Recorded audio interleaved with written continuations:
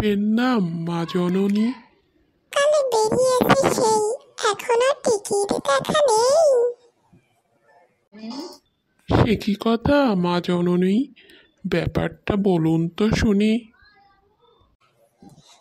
আর বলো কেন ভাই, ভালো মন্দ যা রাধে বলে ক্ষুধা নেই ভাই, অথচ কাল রাতে রাজ্যের সব খাবার খেয়ে করলো গ্রাস।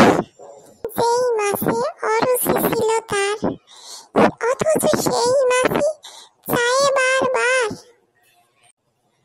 বুঝতে পারছি না ভাই, কি যে করি চাই। আর কিছু আর কিছু থাকে যদি ভাই বলে দেন মা জননী।